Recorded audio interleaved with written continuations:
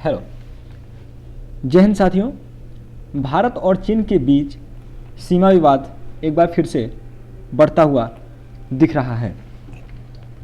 इसी पर हमने एक रिपोर्ट तैयार किया है, इसे आप ध्यान से देखिए और एलएसी का पूरा सच जानिए।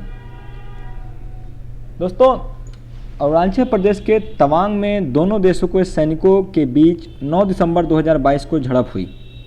भारतीय सेना का कहना है कि झड़प में दोनों देशों के कुछ सैनिक घायल हुए हैं, लेकिन घायल होने वाले चीनी सैनिकों की संख्या अधिक बताई जा रही है। ये चीन का ऑफिशियल स्टेटमेंट है। चीन की तरफ से उनके सैनिकों की संख्या ज़्यादा बताई जा रही है।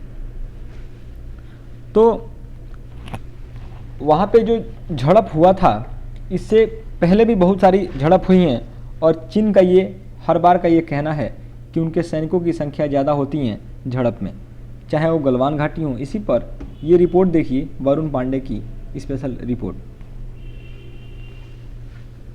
साल 1975 के बाद से दोनों देशों के सैनिकों के बीच साल 2020 में पूर्वी लद्दाख के गलवान में एक खूनी झड़प हुई थी, जिसमें 20 भारतीय सैनिकों ने अपनी शहादत दी थी और शहीद हुए थे। इसके बाद चीन पूर्वी लद्दाख की पेंगोंग त्सो झील में अपनी गश्ती नौकाओं की तैनाती बढ़ाया। ये इलाका लद्दाख में वास्तविक नियंत्रण रेखा के पास ही पड़ता है और चीन जब भी हिमाकत करता है दोस्तों, तो वो एलओसी का को ही निशाना बनाता है, क्योंकि एलएसी को मान्यता नहीं देता है, ना ही वह मैकमोहन लाइन को मान्यता देता है। और उसका जितना भी नया झड़प होता है वो एलएसी के इर्द गिर्द ही होता है, चाहे लद्दाख से लेके और वो फिर अरुणाचल प्रदेश तक की सीमा हो। इसके वास्तविक इससे पहले भी खबर आई थी कि वास्तविक नियंत्रण रेखा यानी कि एलएसी पर दोनों देश अपने सैनिकों की मौजूदगी बढ़ा रहे हैं। जिस टाइम यह गलवान में झड़प हुई थी, उसके बाद से काफ़ी हर न्यूज़ पे ये चर्चाएं तेज हो गई थी कि दोनों तरफ के सैनिक वहाँ बढ़ रहे हैं। और चाइना की तरफ से ये भी कहा गया था कि वहाँ पे हिंदुस्तान इंफ्रास्ट्रक्चर भी बहुत तेज़ी से बढ़ा रहा है। वहीं ये जो आप लोग देख रहे हैं मैप के जरिए, ये अक्साई चीन है, जो 1962 के भारत चीन के युद्ध के पहले से चाइना का हिंदुस्तान का अभिन्न हिस्सा रहा था।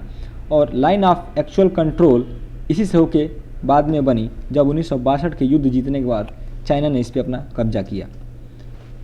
इन विवादों की वजह से दोनों देशों के बीच कभी सीमावर्ती निर्धारण नहीं हो सका।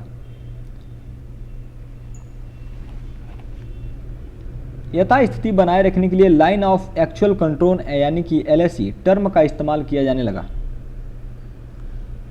हालांकि अभी भी ये स्पष्ट नहीं है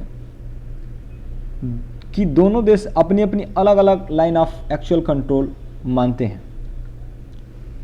दोनों अलग अलग एलएसी मानते हैं। ये सबसे बड़ी एक वजह रही है शुरू से भी आज तक भी, कि देश के प्रधानमंत्री आते गए, बनते गए, चलते गए, लेकिन उसका निष्कर्ष अभी तक नहीं निकला है। जिसका कारण ये है कि हमारे देश के सैनिकों की बलिदान वहाँ पे होती रहती हैं और इस पर सरकारें कुछ नहीं करती हैं, जो कि एक निर्धारण सीमा रेखा वहाँ बनाई जानी अति आवश्यक है। अलग अलग एलएसी दोनों देश अपनी अपनी मानती हैं, यह सबसे बड़ा एक वजह है।